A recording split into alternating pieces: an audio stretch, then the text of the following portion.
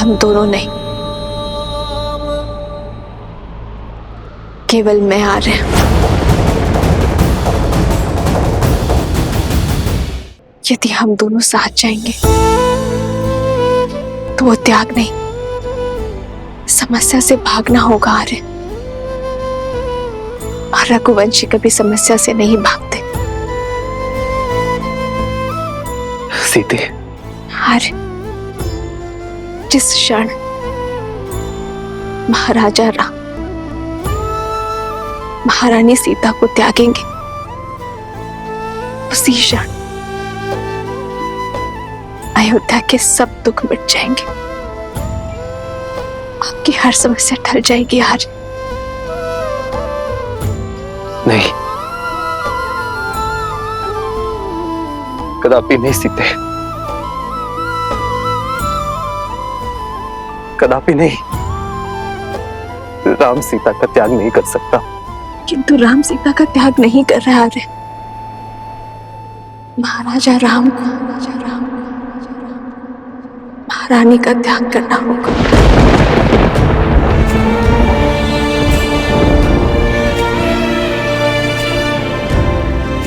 क्योंकि राजा राम पर उत्तरदायित्व है आर्य। रघुकुल की विरासत, अयोध्या के उत्थान का। यदि श्री राम ने ये सिंहासन छोड़ा तो अयोध्या में उत्तरदायित्व को छोड़ने का परंपरा बन जाएगी आर्य। आर्य, आपका वो वचन टूट जाएगा जो आपने अयोध्या को दिया, इस सिंहासन को दिया और अपने पूर्वजों को दिया।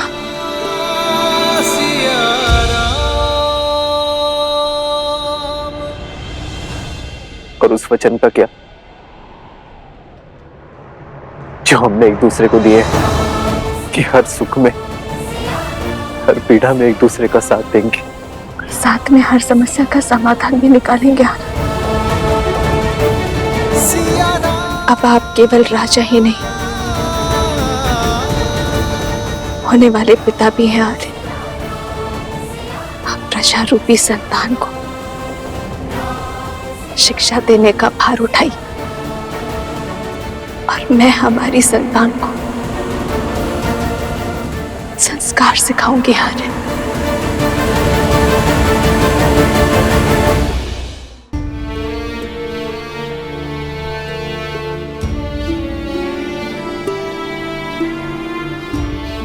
एक बार शांत मन से सोचिए,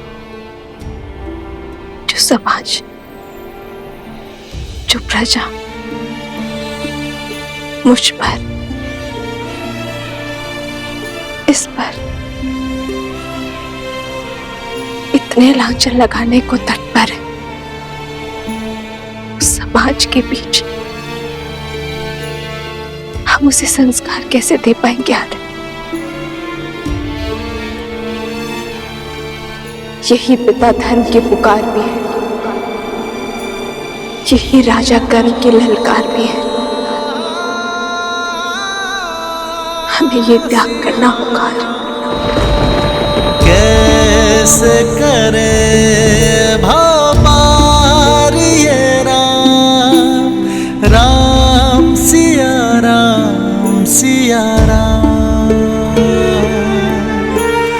कैसे करे भव पार ये राम, राम सिया राम सिया राम। जीवन भर महलों के सुखों ने मुझे वो नहीं सिखाया जो 14 वर्षों के वनवास ने मुझे सिखा दिया। आपकी सीता हर स्थिति में, हर परिस्थिति के अनुरूप ढलने में सक्षम है। ठीक है, अब तुमने मन बना ही लिया है तो रोकेंगे नहीं। राम से बात करके जाने की व्यवस्था करवाते हैं। किंतु एक चिंता और है माता। आश्रम रिक्त हाथ नहीं जा सकती ना, तो सोच रही हूं कि आश्रम वासियों के लिए क्या उपहार लूं। तुम निश्चिंत रहो, कल उपहार की भी व्यवस्था हो जाएगी।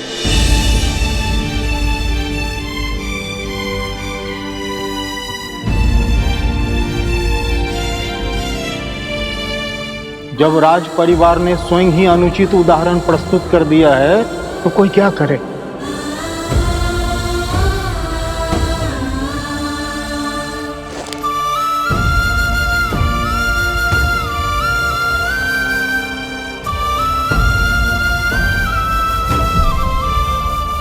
जब मन पर भार हो तो कितने भी दिए बुझा लो, अंधकार कर लो, निंद्रा नहीं आती आर्य।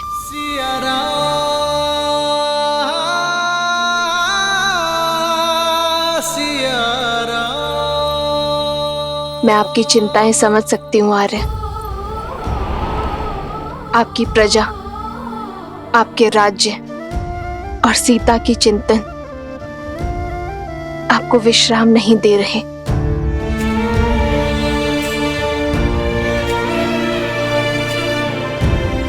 किंतु आपकी चिंता मेरे विश्वास से बड़ी नहीं है आर्य। मुझे पूरा विश्वास है आप सब ठीक कर देंगे। इस राज्य को सुख, शांति, धर्म का स्थान,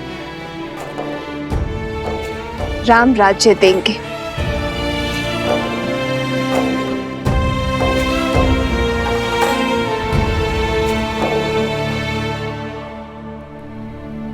ये आंसू भी ना कभी भी झलक जाते हैं।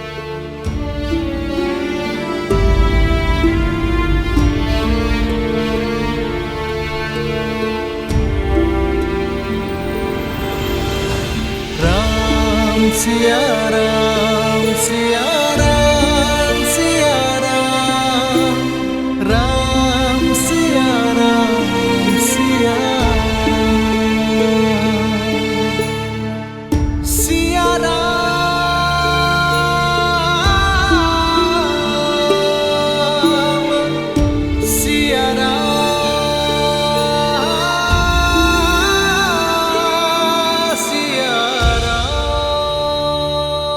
ये प्रेम और आशा का दीप है जो ना कभी बुझेगा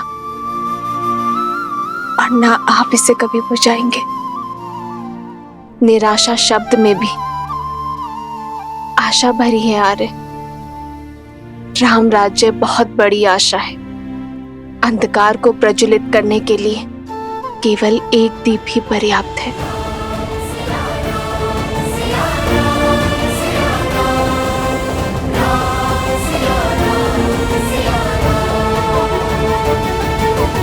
सियावर रामचंद्र की, सियावर रामचंद्र की, सियावर रामचंद्र की, सियावर रामचंद्र की, सियावर रामचंद्र की, सियावर रामचंद्र की।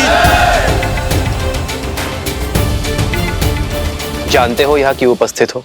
क्षमा प्रभु, परंतु मैं भी यही समझने का प्रयास कर रहा हूँ कि मुझे यहाँ क्यों बुलाया गया है। न्याय के लिए।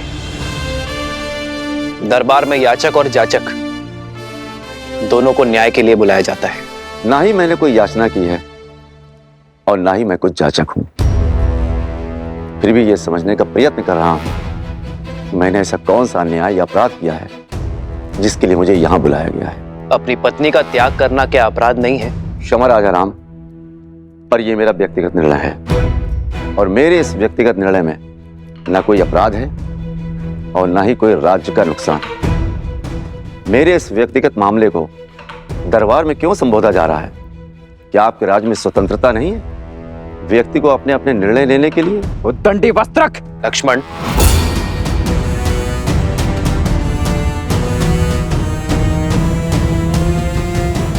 निर्णय और मामला दोनों अवश्य व्यक्तिगत है, किंतु अन्याय एक स्त्री पर हुआ है। उसने अपनी व्यक्तिगत स्वतंत्रता का उपयोग कर सहायता और अन्याय का निवारण मांगा है और यह अवश्य ही राज्य के क्षेत्र में आता है। वस्त्रक, न्याय करना एक राजा का परम धर्म है और इसी कारणवश तुम्हें यहाँ बुलाया गया है। तो न्याय अवश्य होना चाहिए राजा राम, परंतु आशा करता हूं कि याचक एक स्त्री है और आप पक्षपात बिल्कुल नहीं करेंगे उस याचक पर जो एक पुरुष है। मौन हो जाओ वस्त्रक, अन्यथा यहीं तुम्हारी जिह्वा काट दूंगा मैं।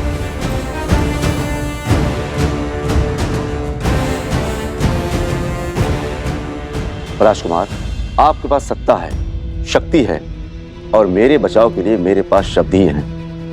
यदि आप मेरी जीवा काट देंगे तो मेरे ऊपर हो रहे अन्याय का मैं निवारण कैसे कर पाऊंगा? ना ही इनकी जीभा काटी जाएगी और ना ही तुम्हें रोका जाएगा।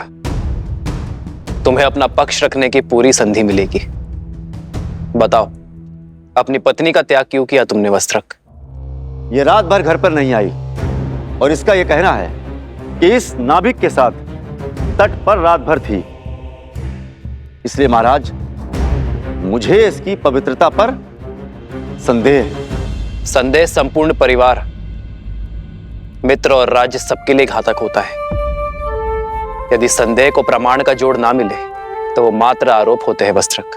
महाराज, आरोपी सही, तो मेरे इन आरोपों का इन दोनों के पास कोई प्रमाण है? विश्वास। अपनी पत्नी के साथ तुम कई वर्षों से रह रहे हो, इस नाविक को भी कई वर्षों से जानते हो। क्या इस नाविक ने कभी भी संदेह करने का अवसर दिया? क्या तुमने इस नाविक को किसी और स्त्री के साथ अभद्रता करते हुए देखा?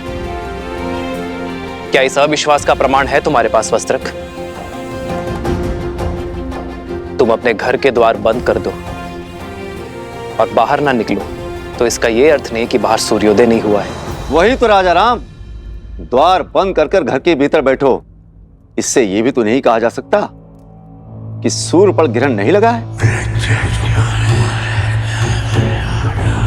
और फिर महाराज, ये तो स्वयं स्वीकार कर रही है कि ये इस नाविक के साथ थी। फिर इस बात का क्या प्रमाण है कि इनके बीच कुछ घटित नहीं हुआ?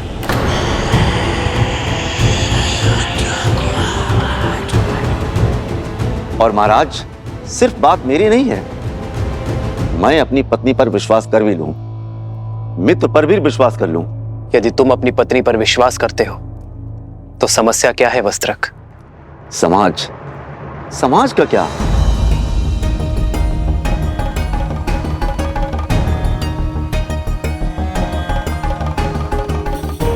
यही समाज जो अपनी बातों से मेरा घर फूकेगा, अपने कटाक्षों से मेरे संबंधों पर लांछन लगाएगा, यहां तक कि मेरी संतानों तक को ताने मारेगा, उल्हाना देगा। जहां कहीं से भी निकलेंगे फुसफुसाहट करेगा। महाराज, मनुष्य विवाह करता है सुखी रहने के लिए। जब सुखी नहीं रह जाएगा तो उस संबंधों का रखना क्यों? मैं एक वस्त्रक हूं, वस्त्रों पर लगे लांछनों को धोता, अपने ही मस्तक पर कलंक सजाकर कैसे जी सकता?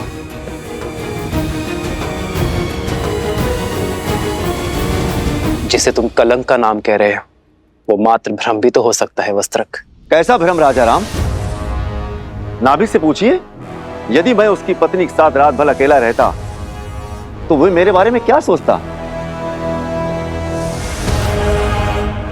पूछिए मेरी पत्नी से, यदि मैं पर स्त्री के साथ रात भर बाहर बिताकर आता तो क्या मेरी पत्नी मुझ पर विश्वास करती?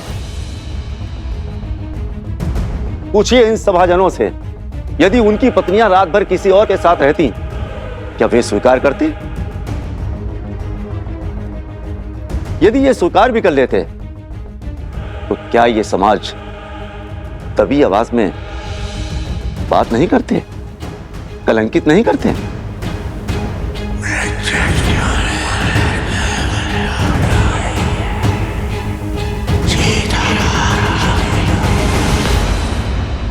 विश्वास का केवल एक ही आधार है, प्रेम। यदि प्रेम सत्य है तो अविश्वास कैसा? यदि प्रेम है तो विश्वास क्यों नहीं? क्षमा करना महाराज, समाज के शब्द रूपी बाण सबसे पहले सुख पर वार करते हैं और फिर प्रेम पर प्रहार करते हैं। मैं किसी उच्च पद पर विराजमान नहीं हूं और ना ही कोई बड़ा सेठ हूं जिससे लोग भय से या सम्मान से चुप रहेंगे। मैं तो एक मामूली वस्त्रक हूं वस्त्र धुलने में कोई कमी रह जाती है तो कोई कुछ भी सुनाकर चला जाता है। हो सकता है मेरी सोच अनुचित हो और यह भी हो सकता है कि मेरी पत्नी पवित्र हो, पर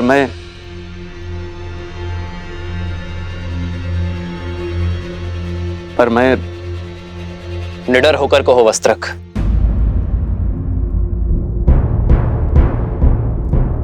मैं मर्यादा पुरुषोत्तम राम नहीं हूं।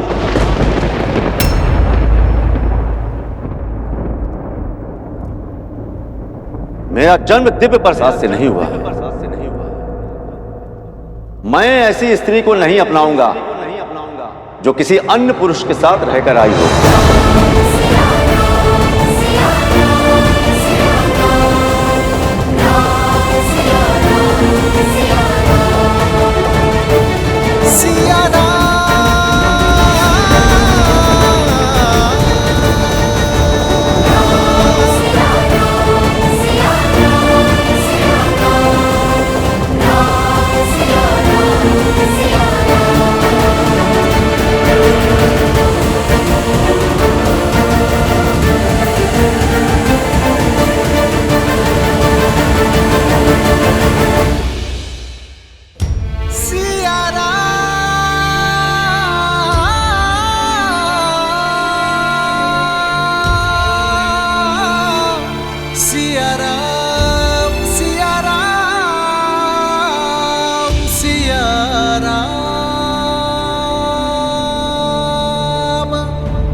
यदि हमारे रघुवंशी ऐसा समाज बनाना चाहते हैं जहां स्त्रियों की त्रुटियों पर पर्दा डाला जाए, तो ऐसे में तो हम तो दूसरे नगर में पहुंच जाएंगे। जब राज परिवार ने स्वयं ही अनुचित उदाहरण प्रस्तुत कर दिया है तो कोई क्या करे। मैं एक वस्त्रक हूं, वस्त्रों पर लगे लांछनों को धोता, अपने ही मस्तक पर कलंक सजाकर कैसे जी सकता हूं? पूछिए इन सभाजनों से, यदि उनकी पत्नियां रात भर किसी और के साथ रहती क्या वे स्वीकार करती? मैं मर्यादा पुरुषोत्तम राम नहीं हूं। मेरा जन्म दिव्य प्रसाद में नहीं हुआ है। मैं ऐसी स्त्री को नहीं अपनाऊंगा जो किसी अन्य पुरुष के साथ रहकर आई हो।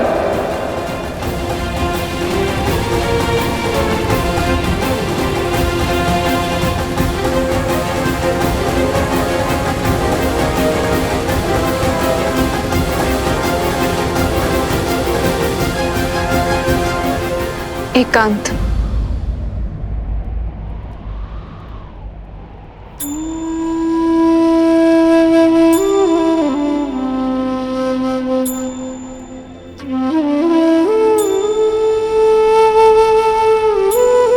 चरित्र का प्रमाण जो लंका में दिया, क्या वो अयोध्या में भी देना होगा? आर्य अग्नि परीक्षा।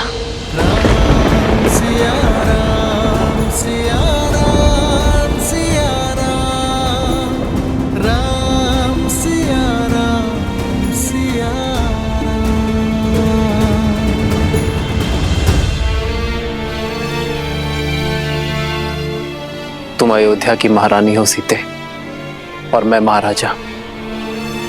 प्रजा राजा के पद चिन्हों पर चलती है। यदि तुम बार बार अपने चरित्र का प्रमाण दोगे तो इस संसार में हर पति अपनी पत्नी से बार बार अग्नि परीक्षा की अपेक्षा करेगा। पर स्वर्ण को तो हर बार कसौटी पर परखा जाता है ना आर्य। पर हर धातु स्वर्ण नहीं होती सीते। हर कोई मेरी सीता की भांति पूर्णतः पवित्र और दोष रहित नहीं होते। कौन किस अपराध के लिए दंडीकृत होगा, ये केवल अग्निदेव जानते हैं सीते, साधारण मानव नहीं। हम ऐसा कोई निर्णय नहीं लेंगे जो समाज के सामने अनुचित उदाहरण प्रस्तुत करे। यदि परीक्षा इस समस्या का हल नहीं है तो इसका हल क्या है यार? शिक्षा, शिक्षा आचरण। शुद्ध आचरण ही विचार शुद्ध कर सकते हैं सीते।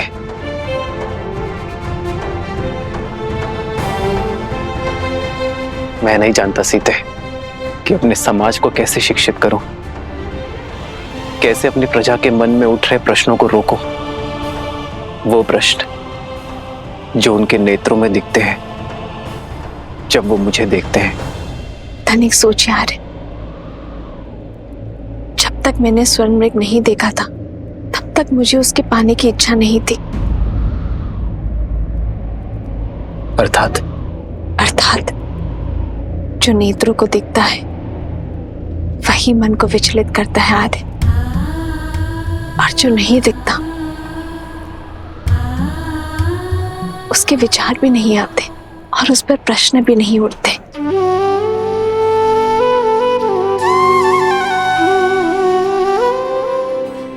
उचित कहा तुमने सीते।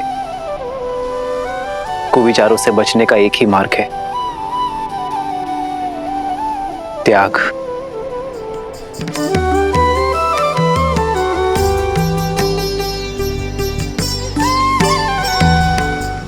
हम दोनों अपने राज्य का परित्याग कर देंगे तो ना ही कोई प्रश्न उठेंगे और ना ही कोई उत्तर की अपेक्षा करेंगे।